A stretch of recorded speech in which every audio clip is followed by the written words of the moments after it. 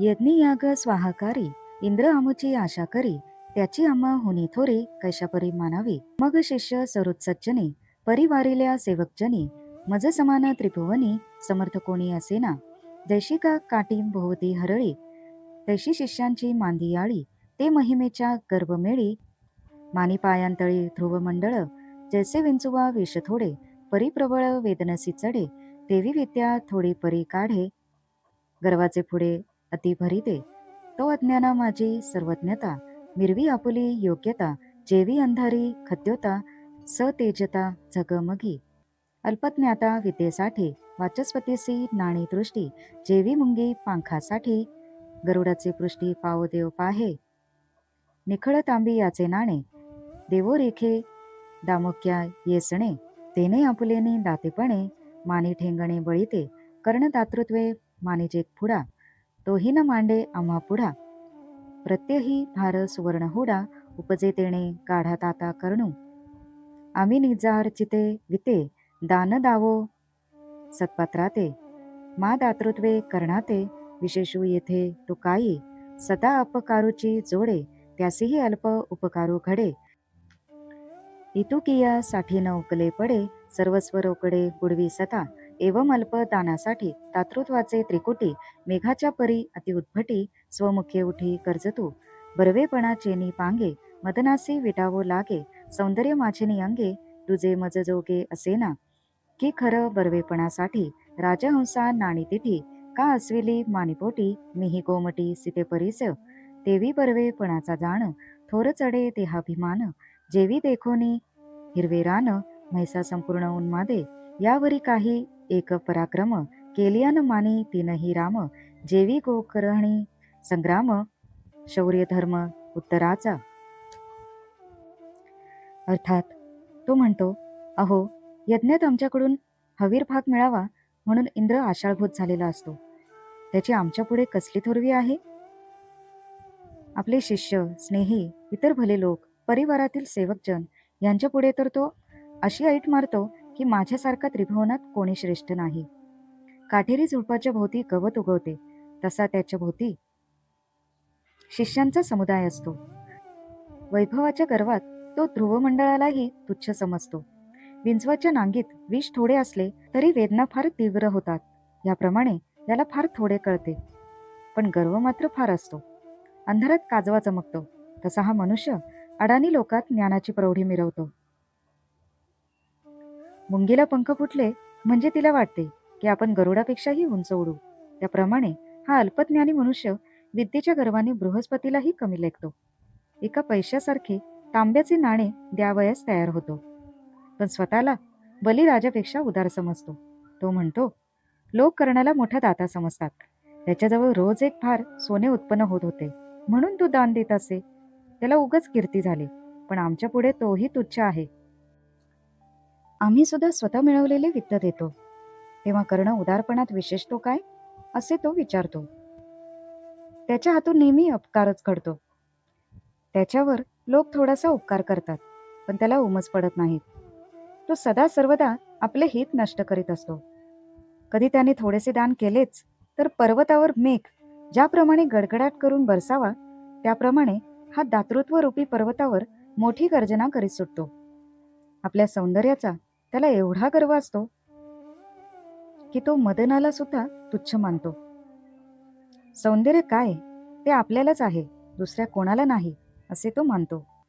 गाढवाने राजहंसाला सौंदर्य तुच्छ मानावे किंवा अस्वलीने म्हणावे की मी सीतेपेक्षा गोरी आहे, त्याप्रमाणे यालाही आपल्या सौंदर्याचा गर्व वाटतो.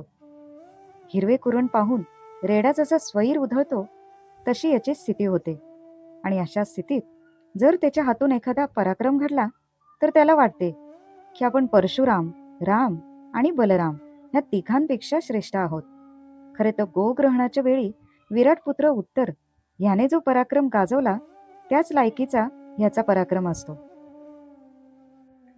का अंगी चेनी माझे रणशुर न मानी दुजे तैसा बळा चेनी पुंजे स्वये गरजे मुसमुसी तू ते आधीच म्हणविते सज्ञान त्याही वरी याज्ञिक हे महिमान ते याज्ञिक कर्माचरण दाविते आपण लोकांप्रती आलिया धनिक जनाप्रती आपुली स्तविती कर्मस्थिती मग कर्ममुद्रा नानायुक्ती स्वयेताविती लौकिका, ऐशी याही कर्माचारा ज्ञातृत्वाचा गर्व पुरा, जेवी दिवाभितू अंधारा निघे बाहेरा घुंगातू, अजांचे लेंडोरे पेटे तेथ ज्योती ज्वाळा कदानुमटे, परी धुरकटले धूपधुपी मोटे, धुवे थिकटे दिग्मंडळ, या परी नाना दंभोपाधी, अतिगर्वाच्या उन्मादी, अंध झाली सद्बुद्धी, तो साधू ते निंदी हरिहरासे हित, जेवी दाटलेनी काविळे, दृष्टी ते करी पिवळे, मग देखो लागे सकळे, असता निर्मळे पीतवर्ण, तेवी निंदोपाधी अतिकरवी,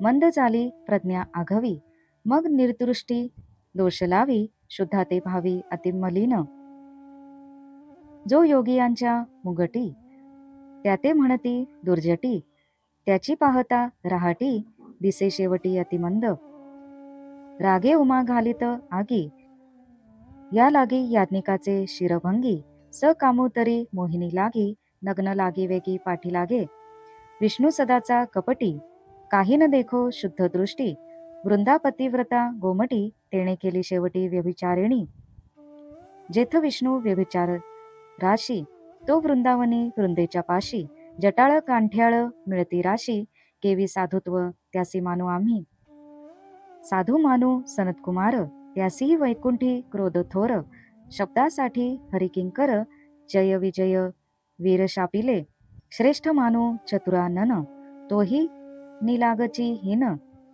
उमानोवरी देखोन, म्हणता सावधान वीर्य द्रवले, नारद ब्रह्मचारी निजांगे, तोही कृष्णद्वारा स्वये मागे, तो कृष्णे ठकविला तत्प्रसंगे, साठी पुत्र वेगे स्नानी व्याला तो. अर्थात जसा एखादा रणवीर शारीरिक बळावर उन्मत्तपणा करतो व कुणालाही जुमानत नाही, त्याप्रमाणे हा पण उन्मत्त होतो. असले लोक स्वतःला आधीच ज्ञानी समजतात. त्यात आणखी याज्ञिक असा आपला गौरव व्हावा म्हणून ते लोकांना दाखविण्यासाठी मुद्दाम यज्ञ करतात. धनिकांपुढे अमुक यज्ञ कसा करावा, अमुक कर्म कसे करावे याचे सविस्तर वर्णन करतात आणि भाव खातात. अशा कर्माचरणाबरोबरीने स्वतःच्या ज्ञानीपणाचा गर्व त्यांना फारच असतो. अंधारात घुबडाने घुम घुम करावे असे हे लोक अज्ञानी जनात आपल्या ज्ञानाचा मोठेपणा मिरवीत असतात. बकऱ्यांच्या लेंड्यांचा ढीक पेटला म्हणजे त्यातून फक्त धूर निघतो, ज्वाला निघत नाही. त्याप्रमाणे दांभिकपणा, उपाधी, गर्व यांचा धूर त्यांच्या बुद्धीवर पसरलेला असतो, त्यामुळे त्यांची बुद्धी अंध होते. असला मनुष्य हरी, हर व संतलोक यांची निंदा करतो. काविळीने दृष्टी बिघडते व सर्व पांढरे पदार्थ पिवळे दिसतात. त्याप्रमाणे निंदा आणि गर्व यांनी बुद्धी भ्रष्ट झाली की तो निर्दोष माणसावर दोष लादतो व शुद्ध मनुष्याला मलिन समजतो. तो म्हणतो, योग्यांचा मुकुटमणी जो धुर्जटी शंकर, त्याचे वर्तन पाहिले तर तो सुद्धा मतिमंदच आहे. उमा रागाने अग्निकुंडात उडी घालते म्हणून शंकर क्रुद्ध होतो व यज्ञ करणाऱ्या दक्षाचे शिर तोडतो. हा झाला त्याचा क्रोध. आणि काम म्हणावा तर शंकर मोहिनीच्या मागे दिगंबर होऊन धावत सुटतो. विष्णू तो फारच कपटी, त्याच्यात शुद्धपणा काहीच नाही. वृंदा ही पतिव्रता होती, तिलाही त्याने व्यभिचारिणी बनवले. जेथे विष्णूच व्यभिचाराची राशी आहे आणि वृंदावनात तो अनेक विलास करीत राहिला तर त्याच्या साधुत्वाला आम्ही काय मानणार? सनतकुमाराला साधू कसे म्हणू? वैकुंठात त्याला अडविले तेव्हा त्याला केवढा क्रोध आला. त्याने जय विजय या विष्णूच्या पार्षदांना रागाच्या भरात शाप दिला. ब्रह्मदेवाला श्रेष्ठ मानावे तर तो फारच हीन आहे. शंकराच्या लग्नात उमेचे सौंदर्य बघून त्याचे ब्रह्मचर्य ढळले. नारद मोठा ब्रह्मचारी, पण तो कृष्णाजवळ त्याची पत्नीच मागू लागला. कृष्णाने त्याला फसवले. नारद स्नान करीत असता त्याला 60 पुत्र झाले. सर्वेषु शश्वतनुकृत्स्वस्थितं यथा स्वमात्मानम् अभीष्टमीश्वरम्. वेदोपगीतं च न शृण्वते बुधा मनोरथानां प्रवदन्ति वार्तया. अर्थात सर्व प्राण्यांमध्ये आत्मरूपाने, आकाशाप्रमाणे सूक्ष्म रूपाने असलेल्या व वेदांनी तत्वरूप म्हणून वर्णिलेल्या ईश्वरासंबंधी हे लोक काहीही ऐकून घेत नाहीत आणि जाणतही नाहीत. उलट ते निवृत्तीपर असलेल्या वेदांचे प्रवृत्तीपर प्रतिपादन करतात. ज्याते म्हणती सत्यधर्म तोही केवळ अधर्म, गोत्रजवधाचा संभ्रम हा पूर्ण अधर्म धर्मासी. व्यास तरी तो चारपुत्र, तेणेची कर्मे पाराशर, द्वेषिया वसिष्ठ विश्वामित्र, अतिमत्सर परस्परे, साधू म्हणो दुर्वास ऋषी, तो छळू केला अंबरीशासी, पितृद्रोह प्रल्हादासी, साधुत्व त्यासी केवी मानू, एवं वाखाळ निले पुराणी, तेही साचन मानिती मानी, मा आतांचे वर्तमानी, साधू कोणी असेना, ऐकोनिया अचाट गोष्टी, येरे धावती येरा पाठी, एक करीती तोंडपिटी, अति चावटी उदरार्थ, एक मुद्रावंत आसनी, एक बैसती बकध्यानी, परी सत्यमाने मनी, ऐसा साधू कोणी असेना. ऐसे आपुलियाची युक्ती, साक्षेपे साधुते निंदिती, साधू असेती हे वस्ती, अणुमात्र चित्ती असेना. जे जे हरीचे पढियंते, ते ते नावडती तयाते, जेवी दाखविता दर्पणाते, शोभे निज चित्ते निर्नासिक. ज्या ईश्वराचे नि वर्ती जती, तो ईश्वर आहे हे न मानिती, तो ईश्वर आहे कोणे स्थिती, ऐक तुझ प्रती सांगेन राया.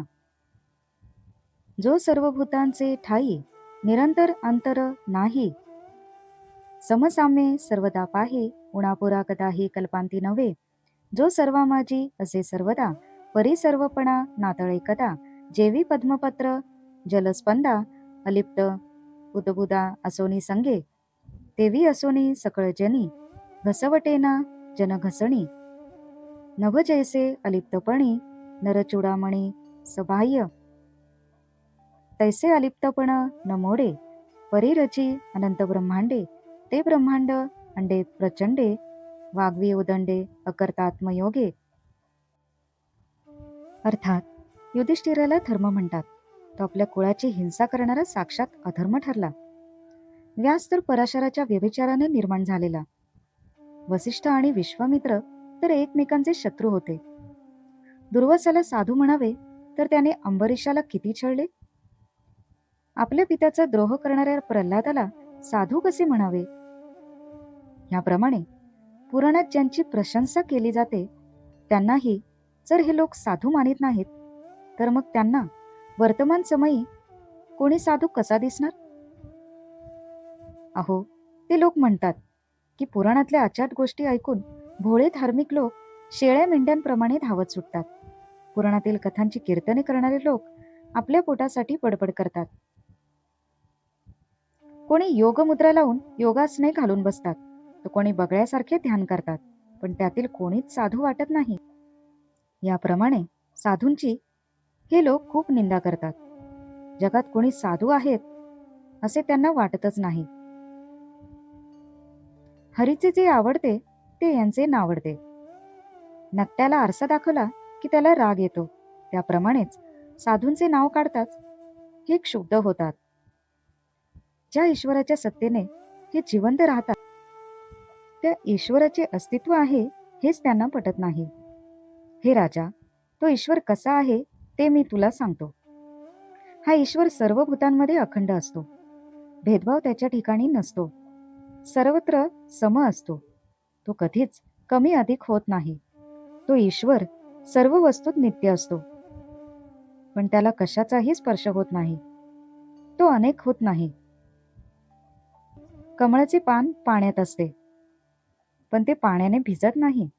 त्याप्रमाणेच ईश्वर सर्वत्र असला तरी लोकांच्या व्यवहारात सापडत नाही. तो आकाशासारखा निर्लेप आहे. हा असंग आहे, पण ब्रह्मांडाची रचना करतो. ब्रह्मांडे आपल्या ठिकाणी धारण करतो, पण स्वतःकडे कर्तृत्व घेत नाही.